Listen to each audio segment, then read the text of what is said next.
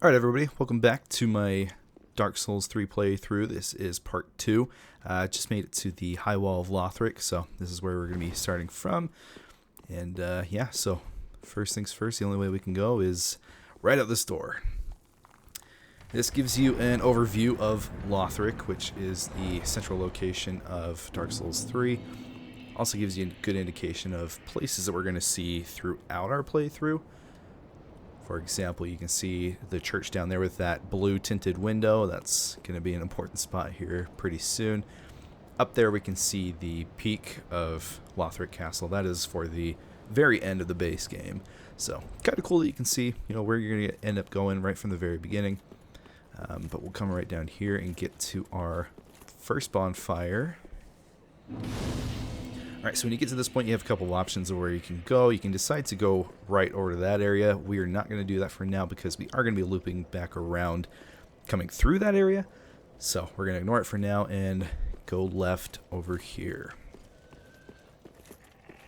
Alright, so you see these hollows right here that are sitting and praying or whatever to these hollows that have turned into trees or something. I don't know what's going on there. They actually do not aggro towards you. But this guy walking around with a sword, obviously he's a little bit dangerous. You also see this guy with a lantern. If you don't kill him quick, he is going to alert all the other hollows around you, and they'll start attacking you. So you want to make sure you kill him quick before he does any of that. Like I said, these guys won't aggro towards you, they'll just sit you, so they are easy souls to get. You do feel a little bad about going around and just killing them, but, look at their quality of life. It's not really there all that much, so maybe we're doing them a mercy. Alright, then another couple options here. We can go down in that area or go up. We're going to go up first because it does lead us back down eventually anyway. Up here is another one of these lantern guys, so we're going to kill him right away so he doesn't aggro everybody else towards us. If he had gotten that scream off all the way through, these three guys right here would be coming after us. So again, save yourself the trouble, kill that thing as quick as possible. Alright, then we can go up these stairs right here. That guy's waiting to ambush you. Up here, we can find ourselves a nice pair of binoculars. So those are really only use of binoculars is to be able to, see far in the distance. So, for example, I pointed out that church from earlier. If we wanted to get a better look at it, we could use binoculars and look down that way. But that's really the only practical use for them. Alright, so that's it for this upper area, but we can come along over here, drop down here. Don't make the mistake that I've done before with accidentally coming all the way over here and dropping down. That's instant death. We're going to drop right here, and then we're going to get some gold pine resin, which is a lightning buff that you can apply to your weapon that is very good and adds a lot of damage, especially depending on the enemy that you use it against. Some more fire bombs if you want some range.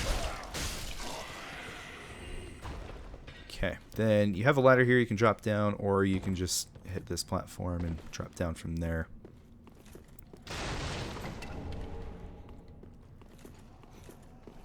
Alright, now here is another couple of branching paths. Got a shield guy right here, just gonna kick his shield away. So you see you have the option to go up these stairs or continue along this pathway here. We're gonna go down here for just a second to clear out these enemies. So they can kind of be a pain in the butt a little bit later if you can take care of them here.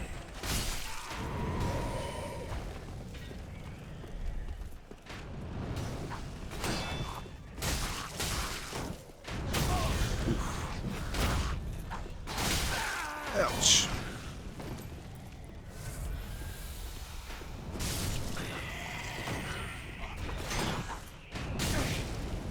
Okay, this guy with the crossbow is being really obnoxious. Right.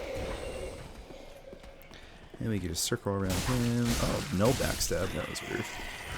Okay, so just cleared out those enemies there. Now we're going to go upstairs. Now, when you go up here, a dragon is going to come out of nowhere, or a wyvern, technically, I guess if you want to say.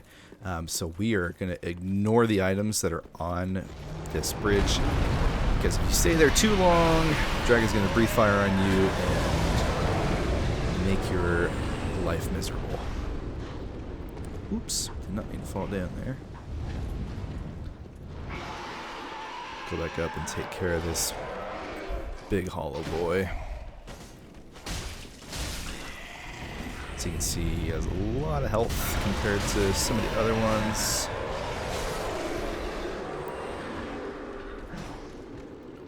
Perfect. Okay. That takes care of those enemies. Now, one thing to point out down here is there is a chest. Now, for anyone inexperienced with Dark Souls, you might be tempted to immediately just open the chest. But this is a mimic. Now, there's a few ways that you can tell if a chest is a mimic or not. If you just sit here, you can see that it's starting to breathe a little bit. You see that the chest is opening there. So that's an indication that it's a mimic. If you were to just open it, it would pick you up and eat you. Another indication is you see this chain. If it's pointed out towards you, like this one is, that's pretty much like the easiest way to tell if a chest is a mimic. One that isn't, if it's just an actual normal chest, it will be kind of like in a loop. So that's usually what I look for when it comes to these chests. Now, early game, this mimic has quite a bit of health, so take precautions if you are going to take him on. Yeah, they usually provide some good souls, and each of them drop a specific item in the game. So we're going to try to go ahead and kill him. Their attacks basically just consist of, you know, punches, kicks, or trying to grab you and eat you. That's really all there is to them. As long as you don't get grabbed, you should be okay. Although their kicks can be kind of mean too. Alright, down he goes. Now, mimics do have a chance to drop the symbol of avarice, which is literally just a helmet of the mimic chest that you can put on. It consistently drains your health while you're wearing it, but it also boosts, I believe, both your item discovery and the amount of souls you get from killing enemies. I'm not 100% sure about the item discovery. I do know that it does increase the amount of souls that you get from killing enemies, so it's a nice little trade-off there. Alright, a couple of hollows here to take out before we try to take on this Lothric Knight. These guys can be a real pain in the ass if you've never played this game before. Even if you have, as you can see, I'm still kind of getting my butt kicked. They're very aggressive, have a lot of poise, and do big damage. But just like the Black Knights in Dark Souls 1, you can just kind of circle around them for the most part and backstab them. So they're not too bad. Although, wow, he just canceled the backstab, so that's cool. Alright, Lothric Knight down. Oh, nice, and we got his helmet. Okay, cool. Alright, you want to watch to the left here. There is this hollow with a dagger hiding out, ready to ambush you. Okay, now at this point you also have a couple of options. Again, you can go down there, or you can go out to this wall. I recommend coming out here because there is a bonfire right up here.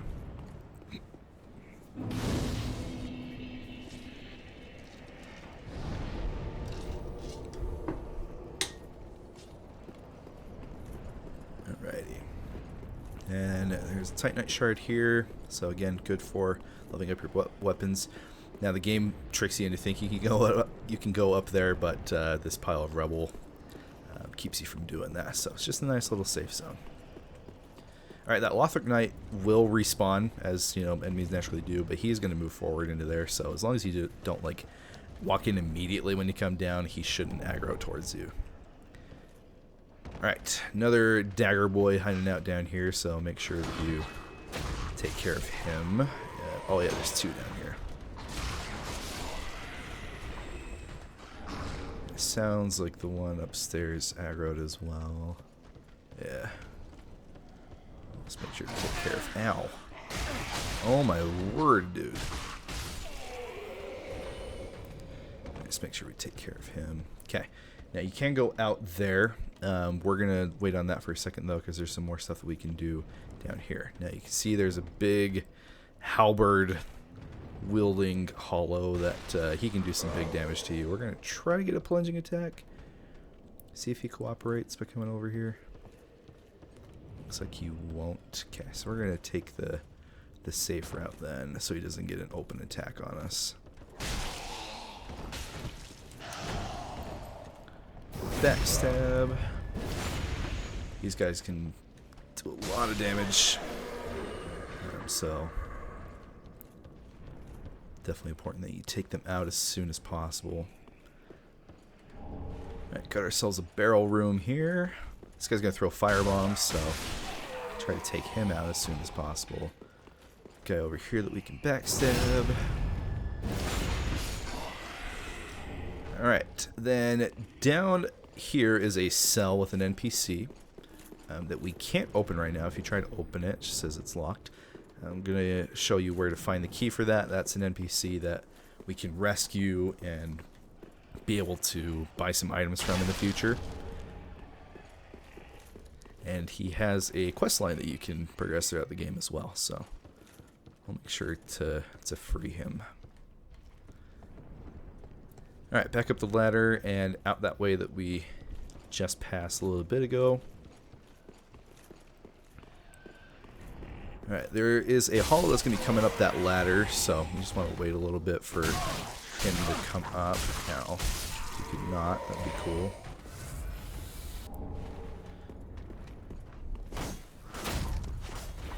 He fell down, easy plunge.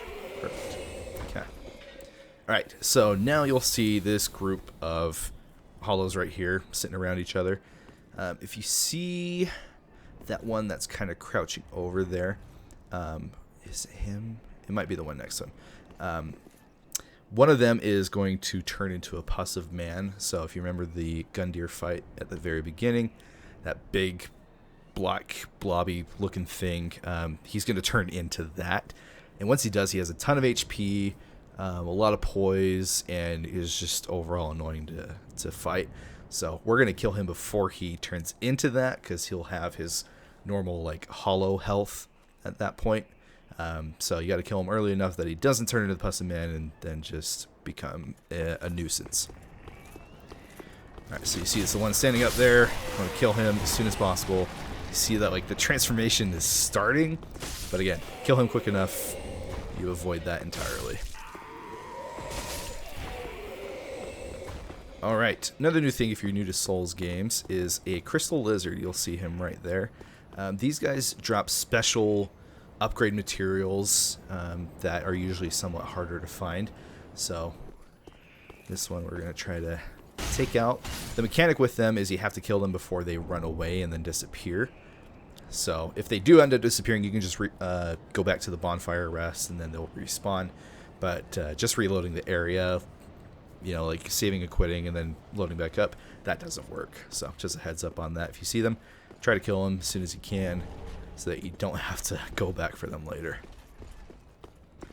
Alrighty, now you can jump over to that roof, although it is kind of pointless. There's not really an item or anything over there. It just allows you to get a drop on those enemies you can see over there. He's starting to shoot at me with a crossbow, so we're not even going to try that. We are going to come down here and pick up this item. You also see down there a winged knight. Where is he? Yeah, there he is. Big old boy with a giant halberd. Early game, these guys can really suck. They have some big attacks. Obviously, they do a lot of damage. They have a decent chunk of health. We're going to be fighting him here in a minute, but we're actually not going to be going down there right at this moment. All right. Oh. Okay, as you get to the end of this little patio, or whatever you want to call it, these guys are going to pop up from the ledges. So just be prepared for that. Alright, and then there's a ladder you're able to go down. Again, we're not going to go down that way for now. There is a different area we can go that has some things that we want to pick up. Okay, that Lothric Knight from earlier, there is a different version that's going to be coming down this hall that has a spear and a great shield. These guys can be a little annoying, but I do kind of like this area that we're in for this fight.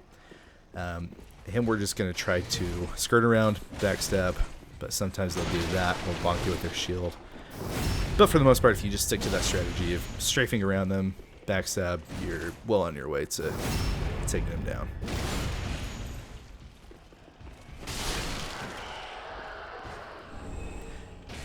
Now, they're always going to drop an item, but it's not necessarily always going to be, you know, a piece of their armor or anything.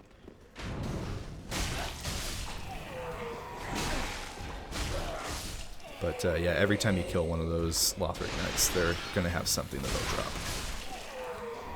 Alright, so yeah, just roll through those pots. There is a corpse hiding in one of them that had an item on it, so if at any point you just want to roll through pots, it's kind of just fun to do it, but I'll make sure to show you specific areas that actually have items. Okay, you can see that guy hanging off the ledge right there. Right there, he's going to try to ambush us, but we're going to take care of this dagger dude right from the beginning, and then come over here and get ready to take him out. And grab this item, another Titanite shard.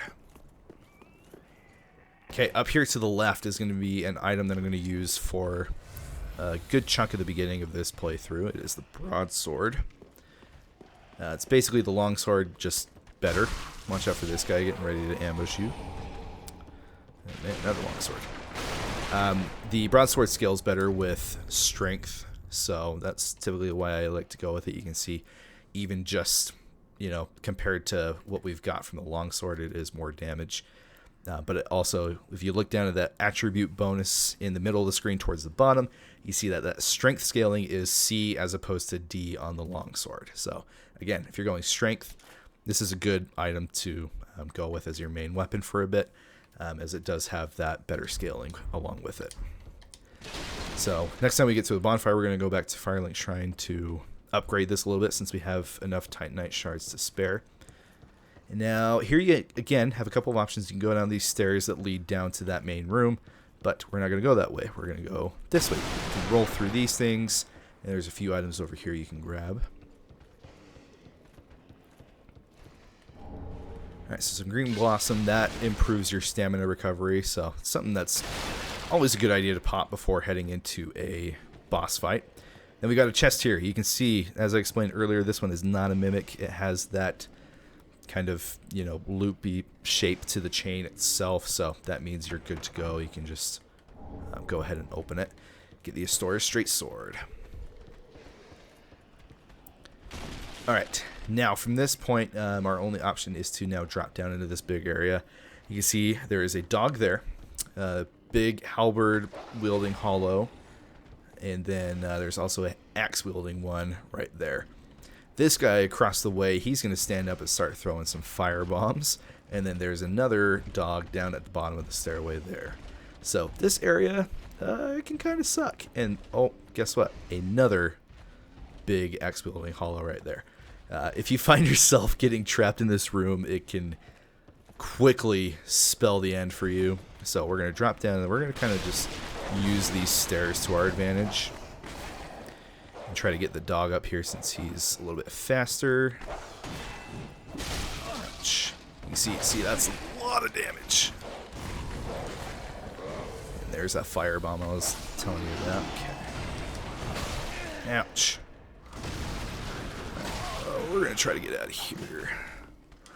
Yeah, like I said, that area can really suck. Alright, get over here. Come on.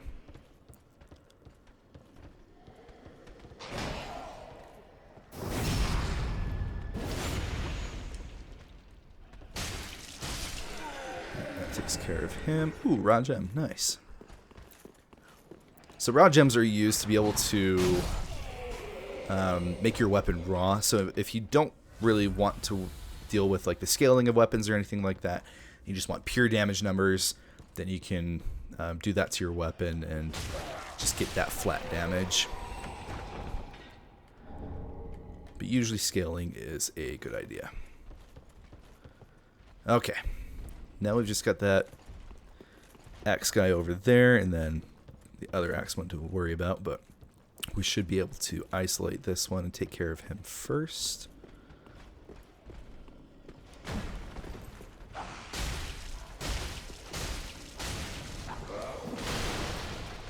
These guys don't have a ton of poise, so if you're two-handing your weapon, you're likely going to stagger them. Well, not stagger them, but like break them out of their wind-ups on every hit.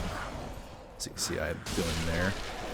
So they're not too bad, but it's just if you get them, you know, in a room like this with a bunch of them, then they can really suck. Okay, see there, Estus Shard. That is a very important item to get. You just grab it right off of whatever that thing is.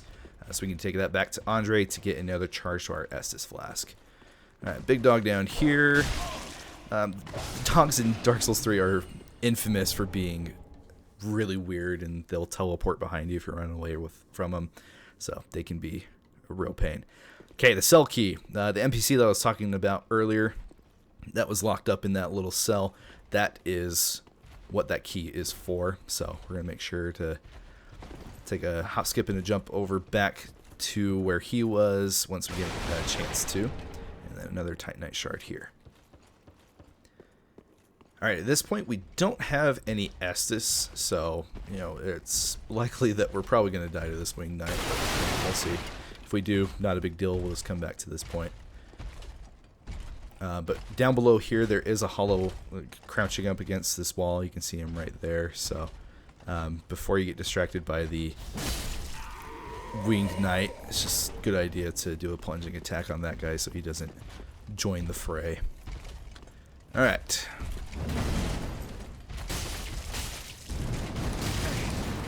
Yeah, that spinning attack can be one of the big pain points with these, but there is quite the cooldown from when they do it that allows you to backstab.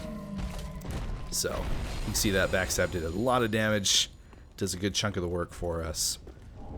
Alright, got another ember there. Again, if you end up dying to him, this area isn't too hard to get back to. Alright, coming back here. So, again, we've got some more crossroads ahead of us. Watch out for that guy shooting his crossbow.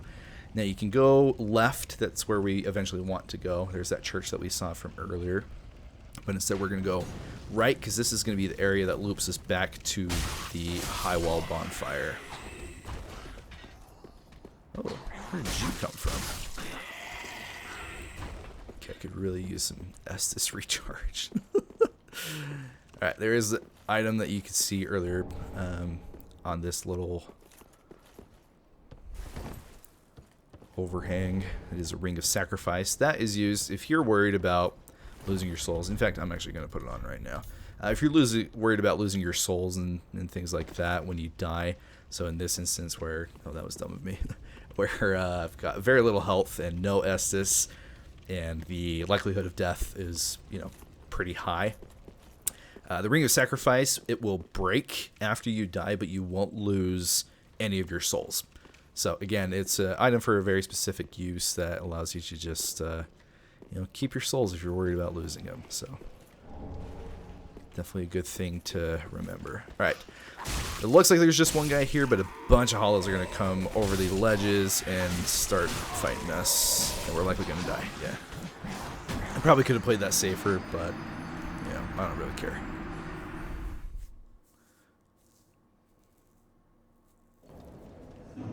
Alright, and then you see right there, through sacrifice, no souls were lost, Ring of Sacrifice shattered. So, boom, easy money. You can see now also that since we died, the hexagon that I had, you know, up in that top left corner where it was, you know, kind of on fire before, now it's not, now it's plain. That means we are no longer embered. When you die, you lose your embered status. So, something important to remember there. Don't just use your embers kind of willy-nilly. Just make sure you're kind of careful with them because it's not a buff that you keep forever. Alright, so we're going to go back to Firelink for a moment to do some leveling, upgrade our weapon, turn in that Estus Flask shard that we found. Alright. We should be able to get it to +3, or +2, I guess. Oops, I didn't want to stop talking to him. Alright, and then we're going to reinforce our Estus Flask. Perfect. Welcome. And we're going to use what levels we have. Alright, now that I upgraded our strength a little bit, now I'm going to start going into vigor and endurance. Because HP and stamina is always a good thing to invest in.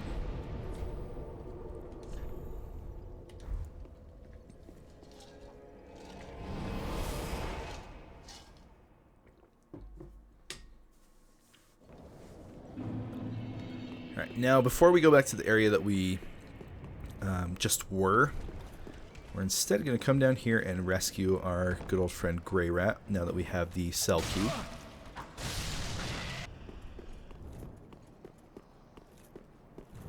Alright, so we've made it back to the cell.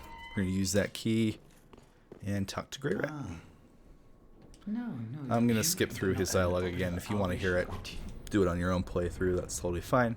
We're going to grant the request. That is what will give him, have him give us the blue Tearstone ring, which will raise your defense when your HP is low. And then he will teleport to Firelink Shrine, so we can find him there next time that we are there. And since we don't have any rings, we might as well put that ring on. It's not, you know, very good by any means, but it is something. If you find yourself in a tight spot with low HP, you know, it could save you. Alright, then the quickest way down there is using this ladder that we ignored before. Now, if you want to kill that winged knight again, by all means, go for it. Ow, where did you come from? But we are instead... Why is he being weird? We're instead just going to run past him, because it's not really worth doing that fight over and over again and risking dying. We're going to let him just take his little path, and then we're just going to run past.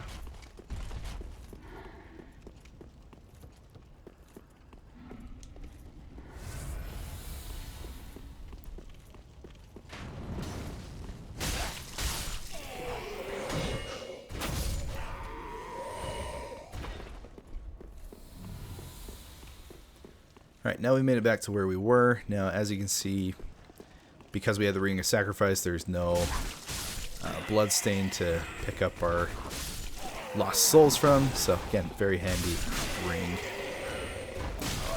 Love how all that time when we were last here, I didn't have any Estus, and I was just waiting for a recharge, and it never happened. But now that I've got plenty, now it will recharge. Gotta love it. Alright, so we're going to take this elevator up. This loops us back to the High Wall of Lothric Bonfire. And before we go through there, there's an item right here we can grab.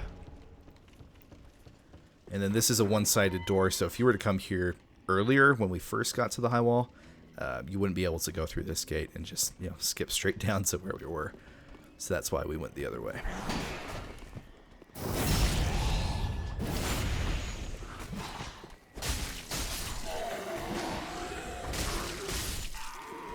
A few hollows here to take care of. There's going to be some dogs as we go up these stairs as well.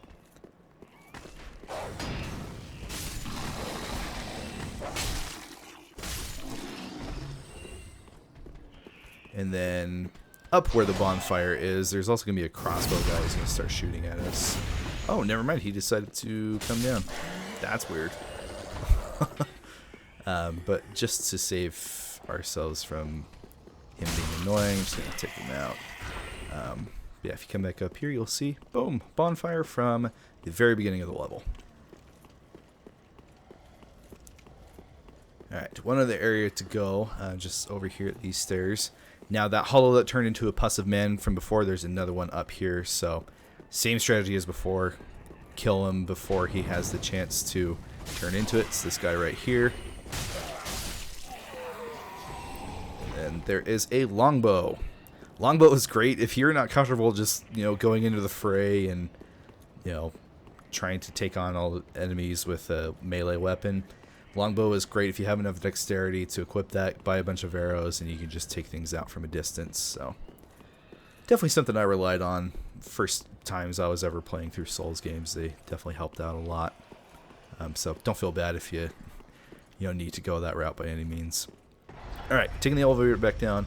We're not going to waste our time going back and resting at that bonfire since we're at our max Estus Flask and basically at full health. Now, quick trick for all Souls games. Since this is going to be a run back to the boss, if in case we die to him, there's not a bonfire that's closer. We're going to send this elevator back up by pressing the switch and then just getting off. So that way, if we have to go back to that bonfire, if we die to the boss, then the elevator's already at the top. We don't have to pull the lever and wait for 10 seconds for it to go to the top and just for it to come back down. So again, nice little trick for all Souls games that I definitely recommend.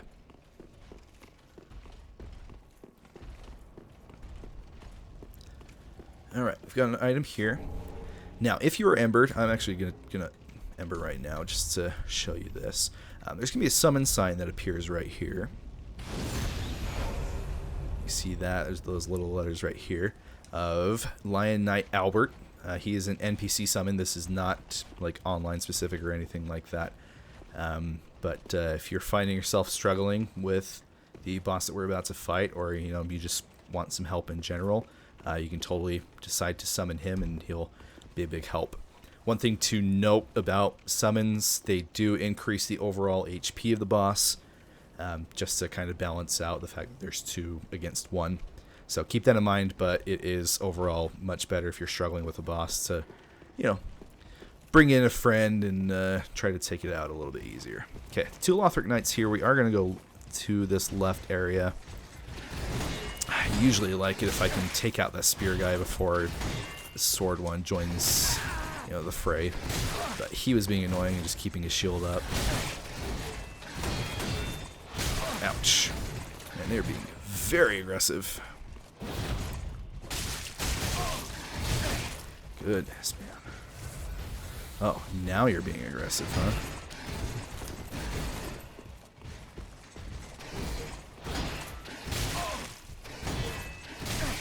Dude. Alright, you know what? Screw that. I'm just going to go in here. They are not allowed to enter this area as this is a future boss arena. Technically, you could take on the boss right now if you wanted to. Definitely don't recommend that early game. But you can see they run up to the door and then they can't really do anything. So if they're giving you some trouble, you can just do that. Now, the reason we came this way is this lady right here. I can't remember her name. But she has a key item for us that's important to be able to progress forward in the game. So it's very important to talk to her. You don't necessarily need to talk to her before fighting the boss, but this small Lothric banner is that key item that we're going to need to use after beating the boss. If you talk to her again, she gives you a covenant item, your very first one that you'll come across in this game, Way of Blue. This is something that you can just equip over here at this point in the equipment screen. What this does is if you're playing online, if you get invaded, it will summon somebody from the Way of Blue Covenant to join the battle and help you. So good thing if you want to play online but you don't necessarily like being invaded, definitely recommend this as the covenant that you choose. And if you need a reminder of what covenant you're part of, that octagon in the top left corner of the screen, that is what that is for, is to show what covenant you're a part of. All right. Now we can go back out here. We'll try to take on these Lothric Knights again if they'll cooperate this time. Taking on 2 of them at once is always a bad time. Okay, we got him. Now we can just focus on the spear and great shield guy. See, when they're one-on-one, it's really easy to backstab them and take care of them, but yeah, they can be a real pain in the butt otherwise. Okay, up here is a red-eyed version of the Lothric Knights. He is not required, and there's not even like an item over there to get. But if you want to challenge yourself and get the souls that he drops, by all means go for it. But we're already down to 2 Estus, so we're just going to ignore him.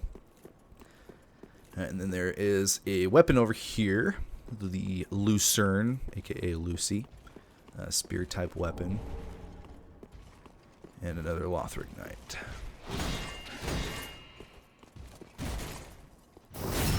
That shield bash they do right there, if you have your shield up, that will completely drain your stamina and leave you open for an attack, so be careful with that one. Alright, we are on our way now to the boss. A couple of hollows down here to take care of. Okay. Yeah, some of these Great Shield guys just really annoy me. There is this hollow over here who will shoot his crossbow at you if you don't take care of him.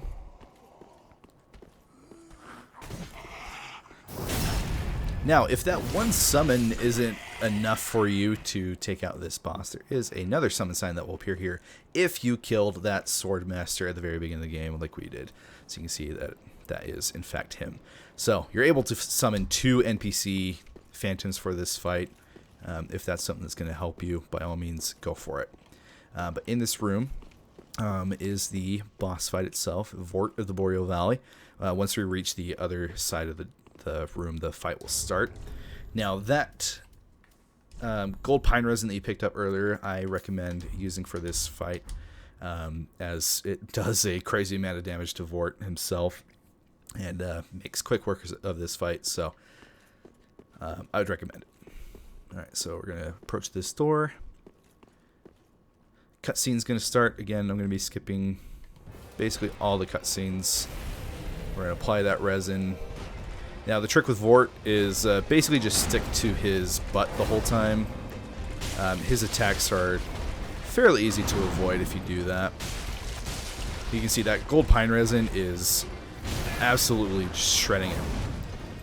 You can see he's got frost all around him, so naturally his attacks do apply frostbite, which if that meter goes all the way up, you take some damage and your stamina recovery is lessened during that time. Now he does a triple charge there, pretty easy to avoid, just dodge through it. The iframes are pretty wide, and then he'll always do this sweeping breath attack. But again, if you got that pine resin and you're at, around a similar level that I am, so I'm at level 18, you don't need a ton to take him out. That gold pine resin just absolutely destroys him. As you can see, yeah, it can be a pretty easy fight. Stick to his butt, dodge those charge attacks. Again, lots of iframes on those to allow you to get through them pretty easily. And that is it. Okay, well that is it for part 2 of this playthrough. Part 3 now is going to be going past this point into the undead settlement. So if you want to continue this journey with me through this playthrough and this walkthrough, that is the part you will want to watch next if you're interested. As always, please like and subscribe if you can. It goes a long way for me. But we'll go ahead and see you in part 3.